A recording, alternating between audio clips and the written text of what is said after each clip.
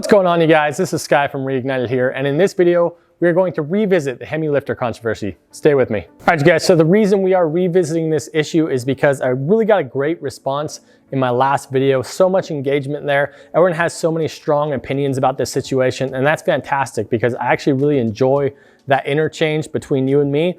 And the reality is I'm just a mechanic, right? I'm not an engineer. I have some experience with this, so I felt qualified to make a video on it. And yet there is a lot of other information that people have provided that's really given me some good food for thought. And again, I really want to thank you guys for, a lot of you guys had some really well-reasoned arguments on why you felt the way you did. And so thank you for that, because honestly, that's the way we all learn, right? We have this interchange of knowledge and we can kind of agree, disagree. We don't necessarily have to come to the same conclusion, but I think the more information we all have, the better. So again, thank you guys so much for that. Now in this video, I did want to address several of the most common things that came up in the comments of the last video. Now the first thing on the list is I am no longer in any way, shape, or form employed by Chrysler or Fiat Corporation. So I have no self-interest whatsoever in either promoting their products or saying bad things about them. It doesn't matter either way. And honestly, guys, look at this channel. Look what it's a small channel. They don't care. They don't care about me. They don't care about my opinion. Doesn't matter to them. I hope one day I will be big enough where it does matter to them, but right now they don't care about a video I made. So I don't get any money from this. This is strictly based on my experiences of 10 years being a Chrysler technician. So that's the first thing. So now the second thing, a lot of you guys are saying they should really redesign this engine because they know they have an issue with it. Guys, I'm not going to totally disagree there. If you know you have an issue, it would be good to take care of it. But I'm going to give you a quick insight into how corporations work, okay? There is a gigantic cost involved to actually redesign an engine block and to re-implement the assembly line and all that. Huge costs associated with that. And I think people are overstating just how much this lifter issue comes up. As far as my research goes, it's happening to less than 5% of the vehicles on the road. Less than 5%.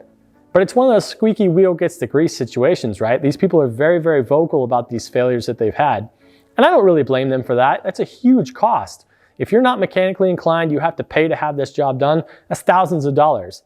But guys, stuff breaks. That's just the way of it. And I want you to think about it this way. Every single corporation out there, all the automotive manufacturers out there, when they design stuff initially with their engineers, they'll design it, they can test it for a certain short period of time, but then they got to go into production with it. Everything seems good. Well, after you get some real miles on there, some real time on there, flaws will start to show that you didn't expect to have beforehand. And at that point, the company faces a choice. Do I redesign this whole thing and redo our assembly line and implement a new part, or do I just continue on with it as is? Now, here's the argument that the companies use for continuing on with it as is rather than redesigning it.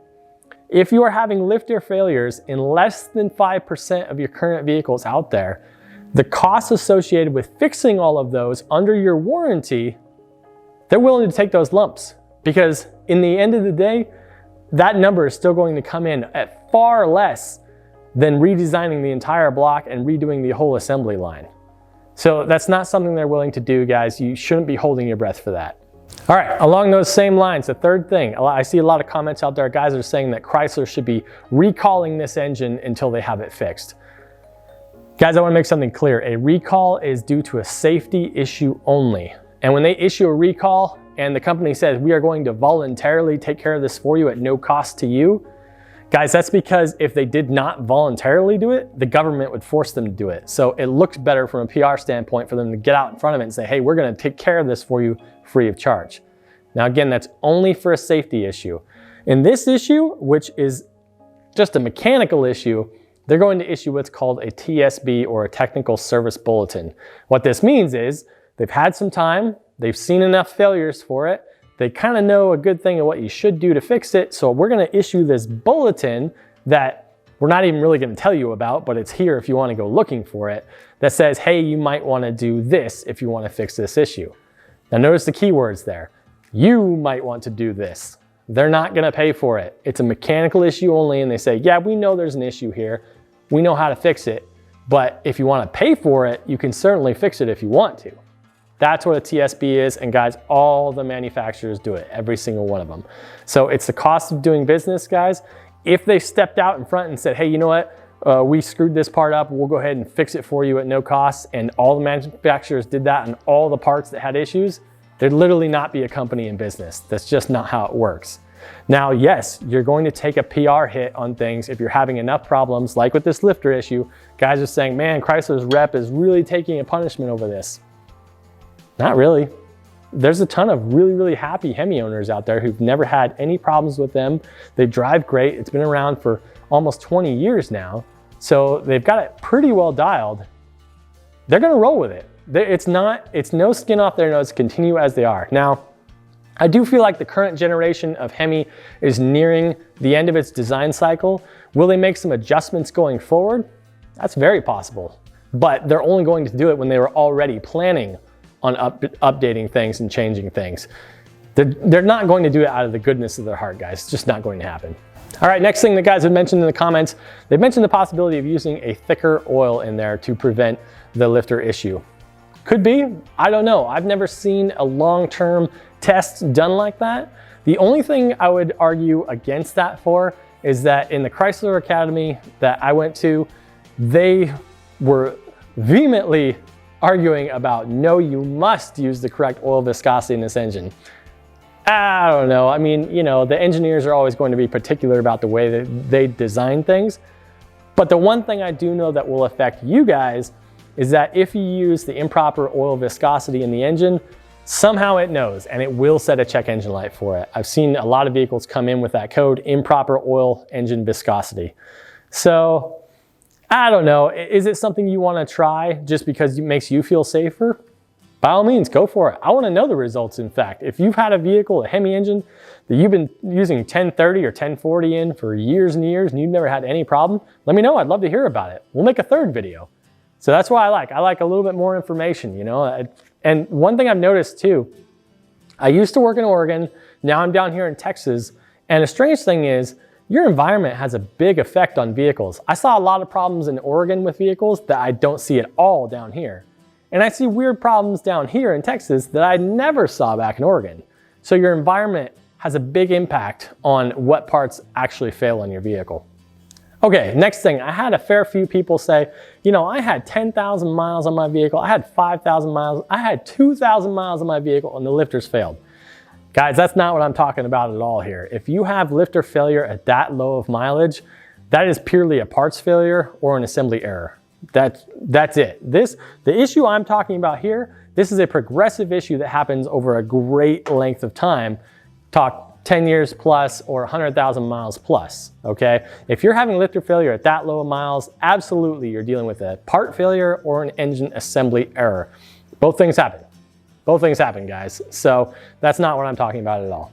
All right, and now by far the most common comment that I got on that last video was people referencing the video done by another YouTube channel where he says that the raised cam location is what's causing all of the issues. Basically, the cam is too far from the crankshaft. It's not being lubricated enough at low RPMs to lubricate the lifters properly, and that is in fact the source of the issue. Now, I'm not gonna disregard that.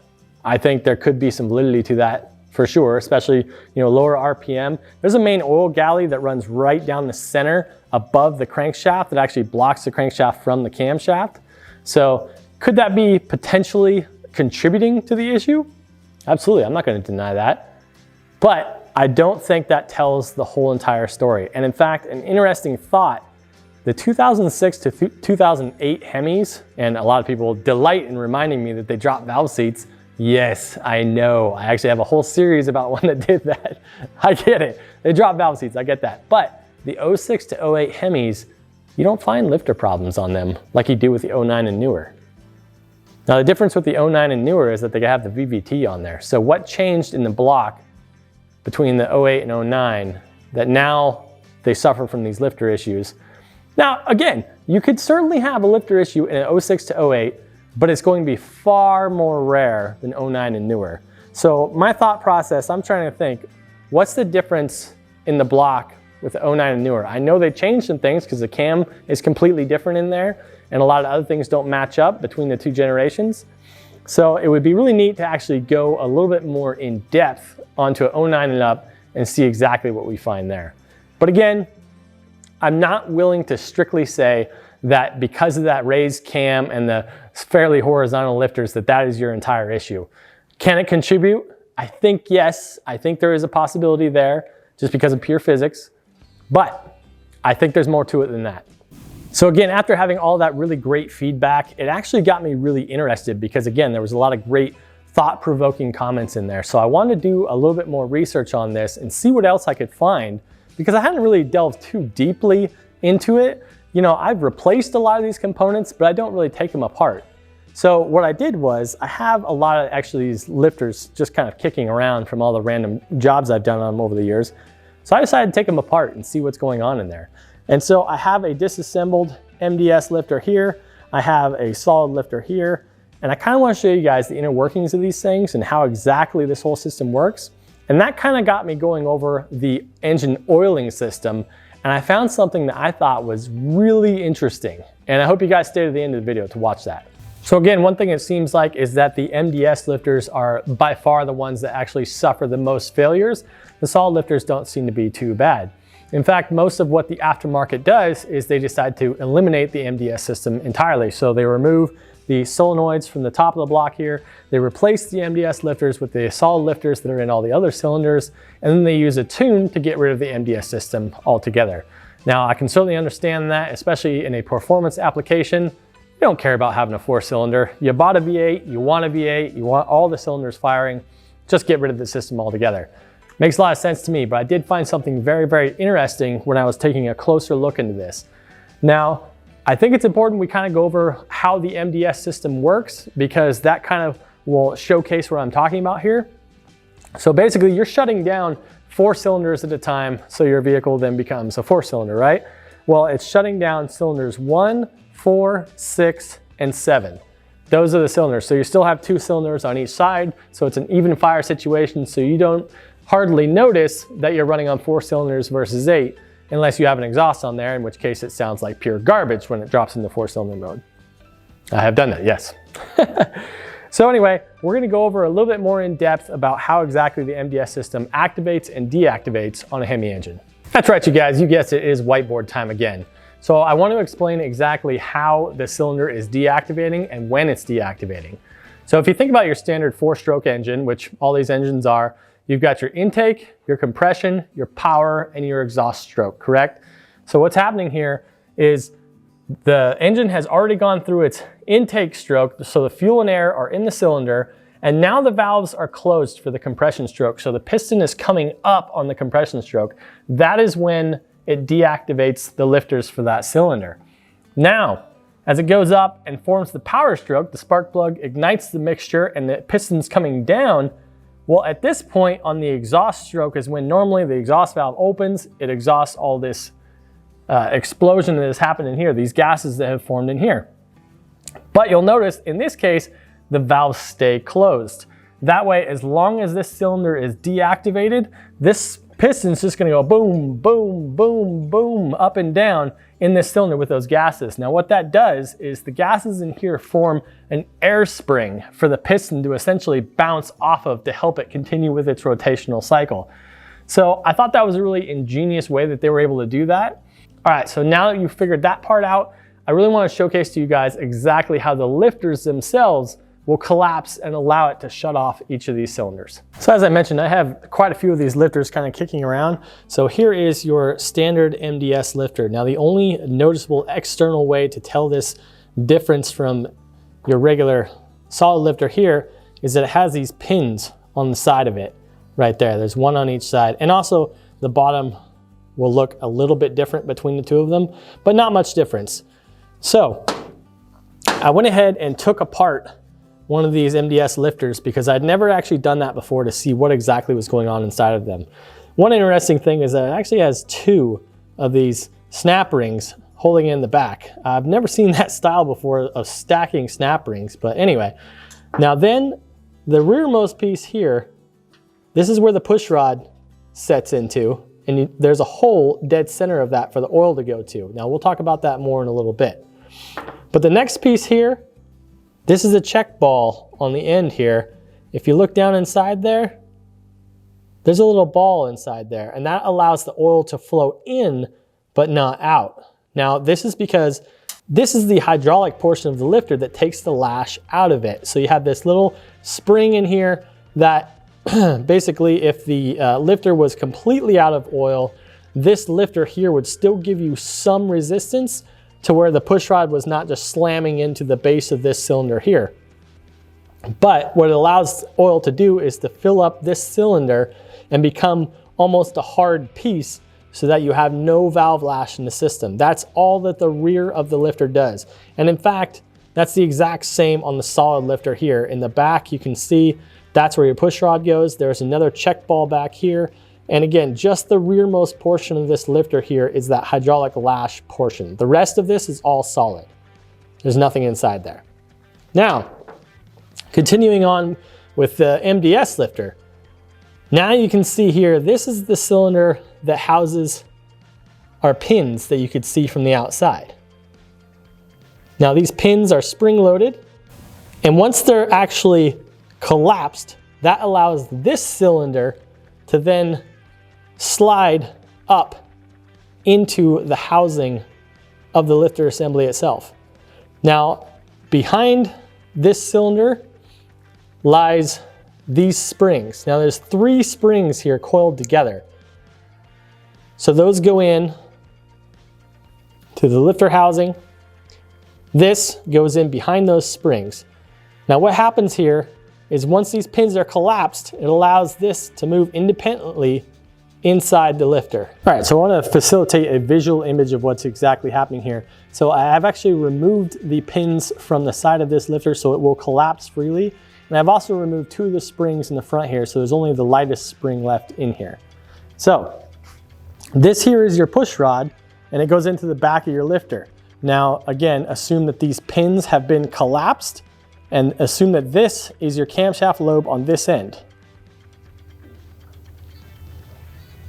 You can see how much movement is allowed there by the lifter body itself without the push rod actually moving. That is what is happening when these lifters are deactivated. They are still moving on the cam lobes themselves. They haven't changed. They're still following that cam profile, but they're not activating your valves any longer. Lost it. So something to remember about these lifters is that the 3 springs that are in the upper portion of this lifter, they're not nearly enough force to overcome the valve spring. So that is why your valves are not opening. But it does want to have a pretty good amount of resistance here so that the lifter roller stays firmly against the cam lobe while the lifter is deactivated. You don't want it coming off of the lobe at all, because then it'll start slapping the lobe, and that'll really cause some wear issues. So I'm sure there's a few of you right now thinking, is this guy ever going to get to the point on this thing? Guys, I promise I am, but this stuff is fascinating to me, and it actually all just kind of leads one step to another. So now that we figured out exactly how the lifters deactivate, we need to figure out how they're triggered. You saw that there was pins on the body that need to be depressed in order for them to deactivate. How does that happen? Well, that leads us into the oiling system on the HEMI engine, and we're gonna go over that right now. All right, so as standard on most V8 engines, you have your oil pump here on the front of the engine. It is powered by a drive gear that's slid onto the crankshaft itself. Once the oil is pressurized, it goes into the block here and goes to the crankshaft main bearings and the camshaft bearings, and then it travels through various locations in the block. It actually comes up out of the block here into the cylinder head, and it comes up into the cylinder head through the rocker stands and into the rocker arm assemblies. Now it goes from there down through the push rod tubes down into the lifter itself. However, that is not specifically oiling the lifter housing. It's mainly oiling the lash adjusters built into the lifters themselves.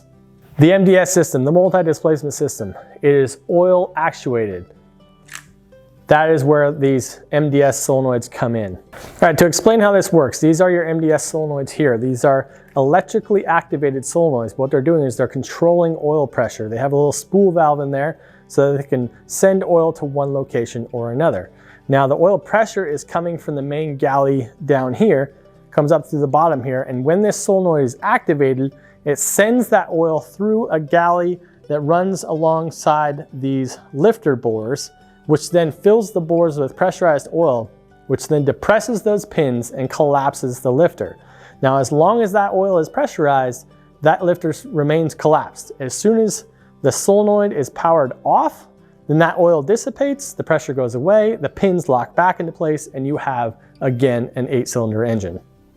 So you see it comes up from the bottom galley there, and then once the solenoid activates, it transfers it to that galley that's bored there, and then it comes out there, the oil fills that surround, and then depresses the pins on the lifter bore.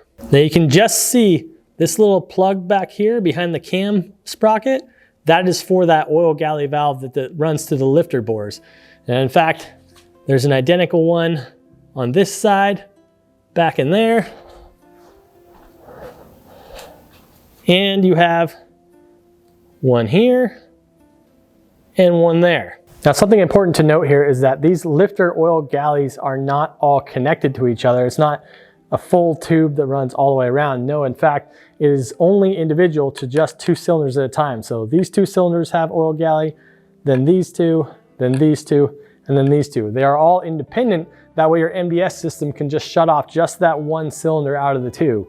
So you might say, well, that's all well and good. Now I understand how that MDS system works, but what does that have to do with the lifter failures that we're seeing? Well, this is where it gets really interesting, and I would love to see some further research done on what I found here.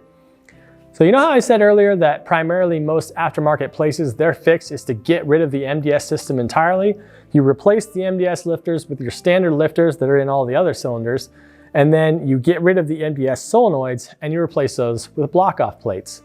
Now, interestingly, you can get these block-off plates for the MDS solenoids direct from the factory. In fact, these are a factory part. It's part number 5303-2221 Apple or AA. So this is a factory part designed to cover up that MDS hole.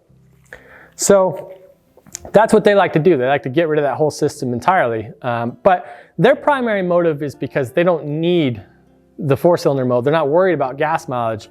They're just worried about performance application. Does it really affect the lifter longevity? Well, that's a tough question to answer because when you have a high performance application, stuff's going to break down quicker anyway. That's just the reality of how it works. So when I was sitting here thinking about this, I had a thought.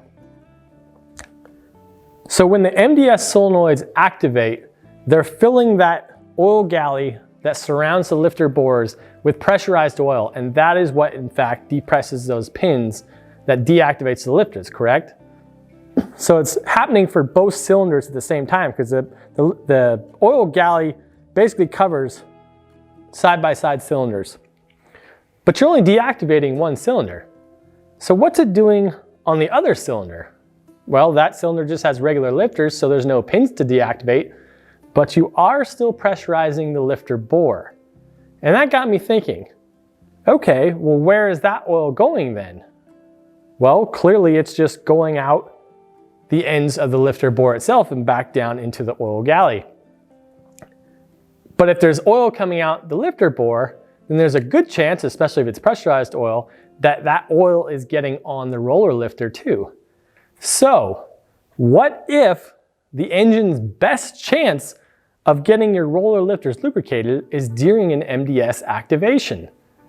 Now this would make sense because, as we all know, when you're idling, the MDS isn't activated. It's just going to stay deactivated the whole time. So if you already have a design where you have somewhat poor oiling to those roller lifters at idle, well then not going into MDS isn't helping because that's the time at which those roller lifters are achieving their most lubrication. So what if we did this? What if we replace the MDS lifters with standard lifters through the whole engine and then used a tuner to not turn off the MDS system, but turn it on all the time. Keep it pressurized at all times. I would love to see some extended range testing on this to see if there's any kind of issue, like if we have any sort of a slightly lower oil pressure by keeping them on at all times, or any problems at all, or do we even have lifter failures? Or will we see that it keeps those roller lifters lubricated at all times and we don't see a lifter failure? And I was taking a closer look at these block-off plates, and what I found was that basically it just covers the top of the hole. It's only designed to keep oil from coming out the top of the block. But if you'll remember, When we were researching that oil direction, that oil is coming from the lower galley and then being diverted by the solenoid into the lifter galley and pressurizing the lifter bores. This plug does not prevent that from happening. It is fully open in there. So that oil is now constantly going into those lifter bores and pressurizing them. Is that what's fixing the issue this whole time? Is it not so much that we're removing the MDS lifters, but the fact that we're constantly having that pressurized oil to the lifter bores and it's lubricating the roller lifters? I'm not certain, but it seems really likely to me, and I'd love for you guys to give me your feedback on it. So there it is, guys. That is our video for today. I want to thank you guys so much for watching. I hope you heard something that really kind of made you think. And again, these are always just my opinions. Keep coming with the really great feedback that you have. I know you will. People are opinionated. They're going to give their opinion on this matter. All right, you guys, so that is it for me today. If you want to follow me on Instagram, it's at reignited.tx. And if you want to know why in the world I have a 5.9 block just sitting right here, I'll go ahead and link that video as well. So you guys, thank you so much for absolutely everything. We'll see you next time on Reignited.